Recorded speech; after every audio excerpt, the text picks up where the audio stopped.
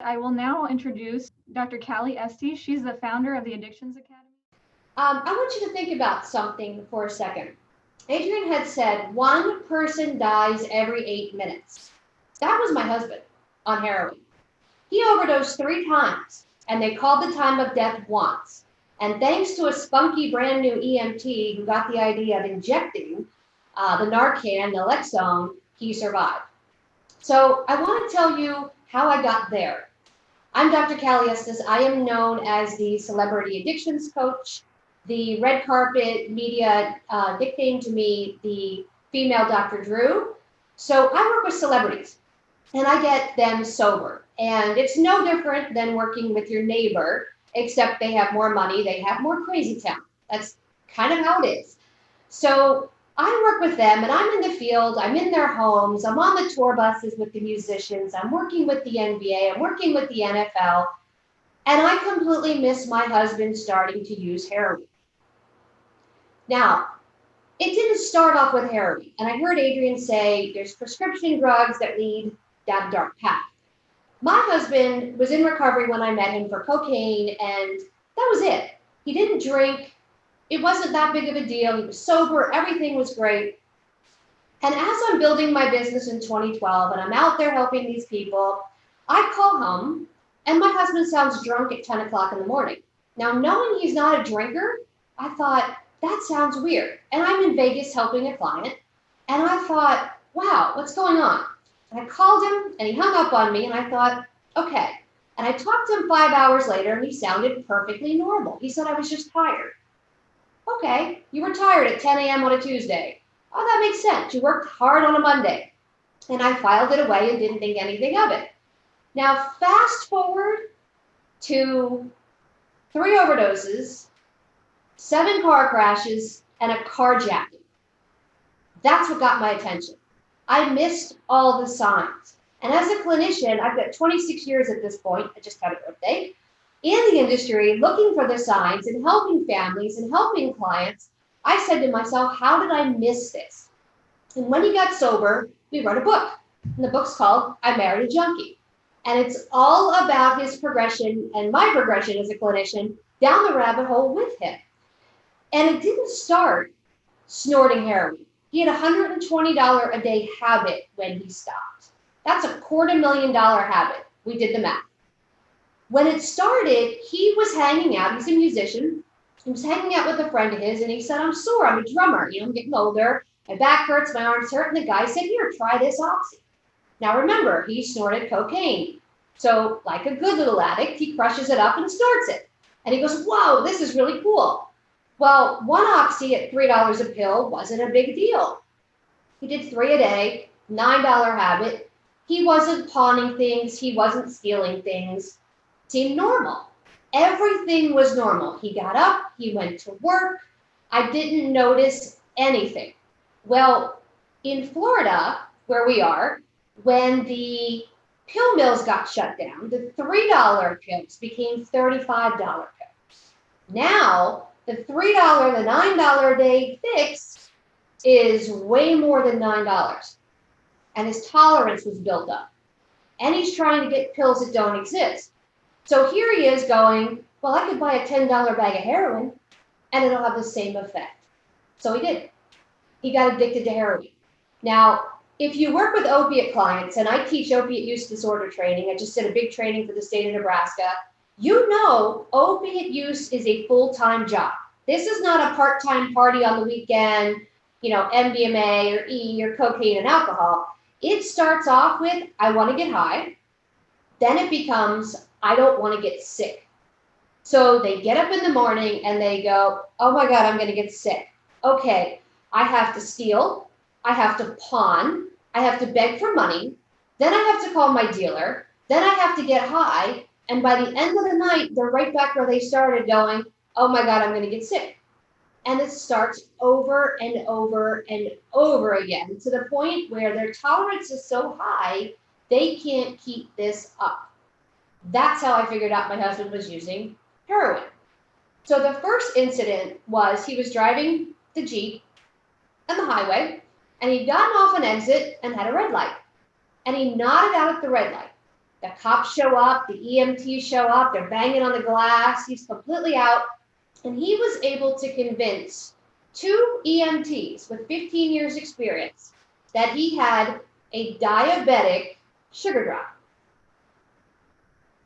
Think about that. He was able to convince 2 professionals that he had a diabetic issue. The police were there. The police said, "Are you sure he's not using heroin?" And the EMT says, "I don't know. All I know is he's fine now. He wasn't fine then." Sent him home. Now he came home, and I didn't notice anything was wrong because there was nothing different. He showed up. Everything was fine. He hadn't crashed the car. Okay. The next incident that got my attention was he got rear-ended on our BMW. And he came in and said, "I had an accident. The guy has no insurance." Again, nothing out of the ordinary, right? You're thinking, okay, accidents happen. The guy had no insurance. He was a cab driver that didn't have insurance, wasn't even legal in the States. Okay, seemed normal. Now, the next incident wasn't so normal. He was driving and he went to see a friend and he overdosed in front of the friend's house. They called the police, they called the EMTs, they came, they gave him Narcan, they shot up the nose that we all have, nothing happened. They did it again, nothing happened. They said, "All right, call time of death." Now, thankfully, there was an EMT there who said, "Let's shoot him up with some Narcan." And he did. And he came out of it. And I'm a big advocate for if you overdose and there's an EMT there, you should be required to go into treatment because releasing you is not a good idea. So they said, "Okay, well, there's nothing we can do. You're alive, you're breathing, have a nice day." What does the addicted brain do? It goes, "Ooh, I gotta go get high." Now, no one said to him, when we use Narcan on you, it sets you back to 0, right? It cleans out your system. So you cannot go use at the same level that you were using. That's a break in our system. So after I learned about this, started reaching out to EMTs and police officers and saying, "Let me train you in what you need to know because you're not giving instructions to anybody." He went out and what did he do? Bought more drugs. And then came and picked me up like nothing was wrong. And I had no idea this even happened until I got a nice little bill from the EMTs and it was worth $1,000. And I said, "What is this?" And he goes, "Oh, they got my name wrong." Okay, that's odd, right? So you start to file that away. But these are things that preventative steps that could have stopped him right there and said, inpatient treatment, detox, absolutely no questions asked, in you go. But that wasn't an option. He was set free. And in his mind, in the addicted brain, it goes, "Oh, I survived death. I'm invincible." That's what happened. So when I'm teaching the EMTs and first responders, that's the message you send. Not, "You almost died, don't do this." You send the message of, "I cheated death. I'm going to do this again. I got this." And that's what happened. Fast forward about 6 months later, I can't reach him. I'm calling him on the phone. He's nowhere to be found. And I'm thinking, this is odd. It's gone right to voicemail. So being the wife of an addict, I go, he's either dead or arrested. So I start calling hospitals and jails. Can't find him. And about 6 hours later, he calls me and he says, "I'm about to be released. I need you to come pick me up." And he texts me the address and shuts off his phone. So I show up and it's Mercy Hospital. And he comes out. He's got no shoes on and no shirt. And I'm looking at him going, "Where's our car?" And he goes, "I don't know." I said, "How did you get here?" He goes, "I don't know. All I know is where I was last." So I took him back to this gas station, right on the verge of Liberty City, which is the hood in Miami. And we walked in, and the gentleman that owned the store came out, and he said, "Oh, thank God you're alive." And I said, "What happened?"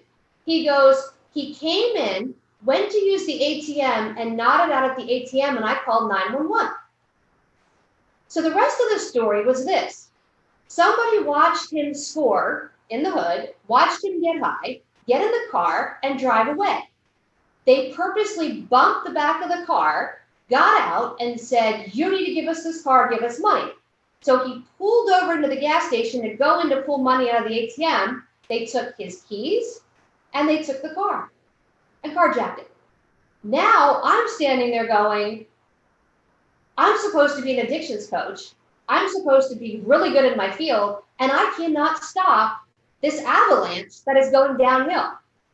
So I called the police. I learned all about LoJack that day. They're going to find the car, and I'm not going to know where it is. So great.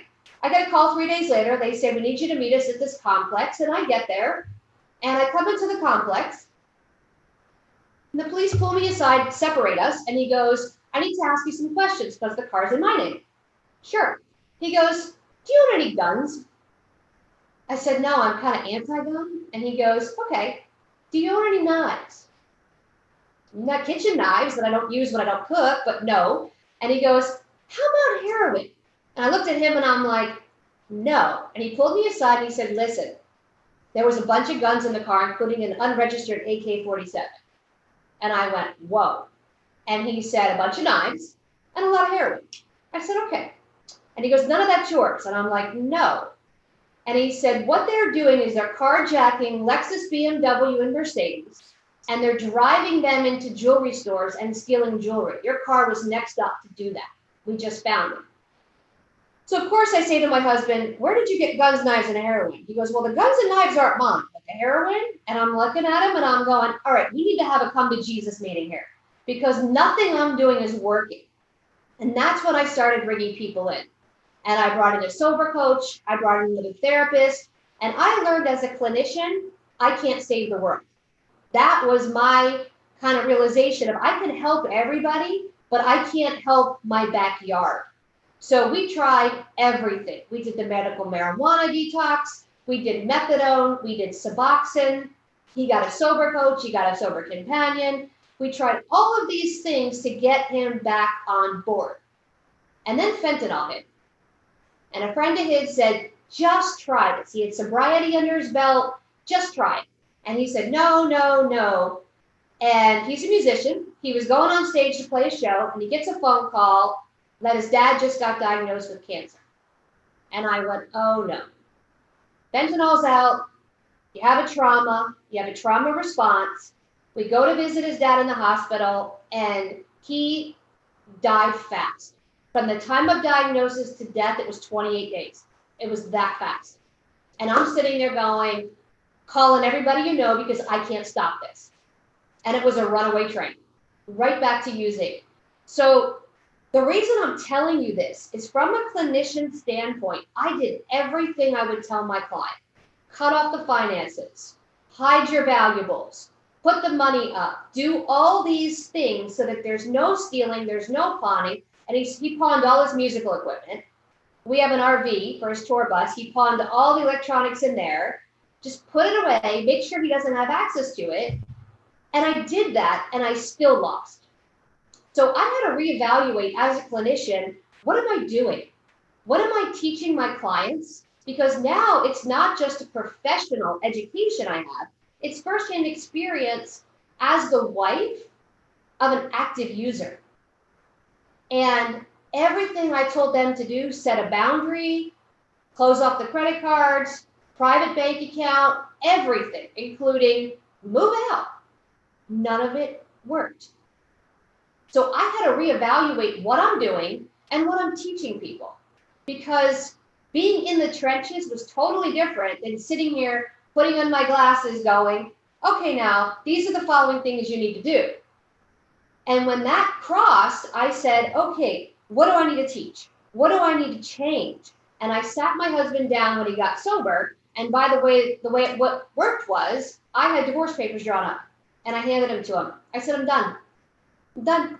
I wipe my hands of you. I have done everything. I feel confident that I have done everything, but I don't want to be a widow. And when I did that, he went, okay, game over, and got sober. When he got sober, I sat him down and I said, I need to know everything that I can use to help my clients. That's how we came up with a Married to Junkie. He told me, this is what you did wrong, and this is what we did wrong, and this is the thing that needed to change. So I took that information and I said, I'm going to start teaching people how to do this. And I created the Addictions Academy, which is the largest online addiction education school for professionals in the world. We're in 25 countries. We are in 5 languages. I have 30 teachers. And we teach how to do this, not just from somebody in recovery, but not just from a clinician, but also how to put it all together and how the moving parts that we miss. One of the deficits I see as a clinician is we never involve the family. We take the client, we throw them in treatment and say, go get well, and nobody helps the family. And then what happens is the client comes out and we put them right back in the toxic environment of the family, and the family does what they do. They enable, right? They give money, they give gift cards, they give the keys to the car, and it goes downhill, and the client goes right back to using, and the family goes, they failed treatment. And then as clinicians, we go, treatment has a 95% failure rate. Well, it has a failure rate because we're not helping everybody, right? We're not educating the family. This is what's going to happen when they come back. And you need to change X, Y, and Z because they're going to lie to you. And you need to understand this is what's going to happen. So that's super important. So if you're a clinician, therapist doing this work, make sure you involve the family. Pull them in. Tell them this is what's going to happen. And I have an exercise for you. I have a lot of families that say to me, I don't understand addiction. I don't get it. Why can't Bobby just have a glass of wine with dinner? And here's what I say. I ask my family members that I'm working with, do you eat sugar? A lot of you eat sugar, right? And if it's not sugar, it's caffeine. And if it's not caffeine, it's vapor cigarettes. And if it's none of that, all of you all have Amazon Prime on this phone. I know you're on it. And what I will say to the family is I want you to go 2 weeks with no sugar, no caffeine, no Amazon Prime, whatever it is, whatever your thing is, 2 weeks. Don't use it. Don't look at it. Don't think about it. But I want you to keep a food mood journal. And you can get a free PDF for this for your clients. If you go to unpauseyourlife.com, I have 4 PDFs for your clients you can use. One is a food mood journal. And I have them keep how you feel, what you eat, and what you think. And inevitably, every person does the same thing. So here it is. They start off, let's say it's sugar-free. Day 1, I'm going to do this. I got this. This is easy. I'm going to do it for Bobby, right? Then they go grocery shopping. What happens when you go grocery shopping and you're in the pasta aisle and you're looking at the pasta sauce? It has sugar in it. Everything has, your yogurt has sugar in it. Your milk has sugar in it, right? So they call me and they go, all right, I got rice, I got vegetables, and I got chicken. What am I going to feed my kids? So first meal, the kids don't like that. They don't want broccoli, rice, and chicken. They want chicken nuggets, hot dogs, and pizza. So there's food on the floor, there's crying, there's carrying on, there's melting down.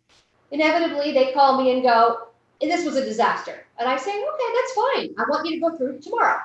Tomorrow, they try it again. They give up. They feed the kids chicken nuggets because it's way easier, right? Now, what are they doing? Well, I'll just have one chicken nugget.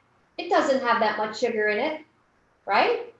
That one chicken nugget becomes, I'll have a piece of chocolate before bed. It's just a tiny Hershey Kiss. It's not a big deal. Fast forward 3 days later, I get this phone call. I don't know what happened, but I'm in the closet with the Oreos. There's Oreos on me. There's Oreos on the dog. I don't even have Oreos in the house. I don't know how they got in here, Cali. What happened?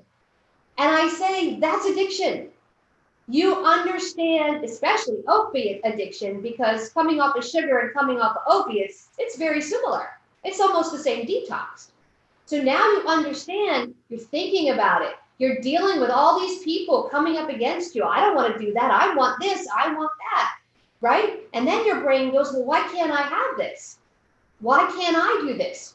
Why am I required? I'm not the one with the heroin problem, right? Your brain having to give up the thing you want goes through withdrawal, just like your loved one. So I teach my client family that from the minute I get the client, whether they're in treatment or detox or still using. I get the family to understand, not only I'm asking you just to give up sugar or caffeine for 2 weeks, right? You're asking Becky or Bobby or Susie or whoever to quit for the rest of their life. Now imagine I said to you, go sugar-free for the rest of your life. You haven't even made 1 week without a meltdown and having Oreos in the closet, right? So I teach them that. That helps them understand the mindset they need to be in when they're dealing with their loved one. Because there's a lot of anger and animosity and resentment, right? Especially if you're the spouse of an addict. You're cooking, you're cleaning, you're working. If there's kids or animals, you're taking care of the whole house. And their sole job is to get high and not sick. And you get irritated and you get resentment and you get frustrated. Or if you're the mother or father of a child that has a problem, you say, I'm a bad parent. Look what I cannot do. I cannot save Bobby from drugs. And I always say, Bobby's addiction is not your problem. But if you're addicted to Bobby and Bobby's addicted to drugs, that's your problem. We have to get you unaddicted from your child because it becomes, I want to save them. I had one mom who said to me, I take him, and he was 25, I drive him to the drug dealer, I give him $30 to buy heroin, I let him come out, sit in the car, shoot up, and then I wait to see if he overdoses and I have my Narcan ready. And I looked at her and I said, wow. And she goes, what? At least he's alive. And I said, this is not how you parent. This is no good. And I tried to show boundaries and she couldn't do it. She was completely addicted to him. So I said to her, what we need to do is we need to make sure you understand boundaries, you understand addiction, and you understand what's happening. And if we can get you to understand that, we can break the addiction you have, which is to your son. And when I explained it to her that way, she sat back and went, I didn't realize I was harming him because I'm showing love. So if you're working with the family, there's a couple things. You need to show them boundaries. You need to show them tough love. And you might even have to be their strong point. You might have to parent for them. I come in and I parent. And I say to the 25-year-old or 45-year-old, no. The first time I told a 45-year-old cocaine addict no, he said to me, you can't tell me no. He was a high-powered executive. And I said, what do you mean I can't tell you no? And he said, no one has ever told me no. And I said, I might be that first person to tell you no. And he looked at me and he says, well, I don't like that very much. And I said, I know you don't like that, but you're going to hear it. And then he crossed his arms like a 5-year-old and went, I don't like you. And I said, that's okay. Most times when people parent, you don't like your parent, and I'm going to parent. And he goes, I really don't like you. Then he stomped his foot. And I said, that's okay. You can have a 5-year-old temper tantrum. I'm okay with that. And he put his hands on his hips and he goes, I don't even know what to do. And I said, because you were never taught the word no. And I had to parent because his two parents were sending him money at 45 for rent and a car and expenses. So as a clinician, I've seen both sides of it. And I understand I want to love, I want to help, but I also understand you got to cut it off. So if you have time, go to unpauseyourlife.com, grab the 4 PDFs, they're free. Give them to your clients. There's a food mood journal, there's a who am I in there for your clients, for the family. I think there's a circle of influence to show toxic relationships. Those are all great things just to hand out and get your clients engaged and thinking of different ways of looking at it. Not just it's the addict's problem or the person with substance use disorder anymore. Addiction's a family activity. We're all playing the game. You have to know what part you play and how to fix that. And as clinicians and helpers, that's our job. Our job's to educate. And I tell my clients, it may be something you don't want to hear, and it may be that I tell you, you have a role in this and you don't like that, and that's okay. I'm not here to be your friend. I'm here to show change, and I'm here to get change. And if I get change, I've done my job. So that's a takeaway for you. My company, the Addictions Academy, addictionsacademy.com, it's plural. We have a competitor that's not plural. If you go on there, I do have a free class for you. You can go ahead and sign up. You'll get a free class that has 5 CEUs. More than happy to help you. There's other things on there like opiate use disorder training, recovery coaching, intervention, addiction counseling, harm reductions on there, the whole MAT program. I was anti-MAT, anti-Suboxone and methadone until I was in the seat of the wife, and now I'm pro-MAT because it will stop the overdose and death. It's not a long-term solution, but it's a solution for now. So all of those classes are in there. We have one on supplements and brain health. I have a whole supplement line that helps people heal their brain. I think Dr. Amen and I are the only two with something similar to help get your brain going, especially after opiate use. So those are the things and the tools I can help you with your clients that I can offer you. If you're interested in the book, it's on Amazon or also on my website. And you can find me at theaddictionscoach.com. Reach out, don't be a stranger. If you need a resource, anything I can help you with, let me know. I'm here to help you. We're all on one big team in this pandemic and epidemic. So let me know how best to support you in your role and function. And thank you for having me today.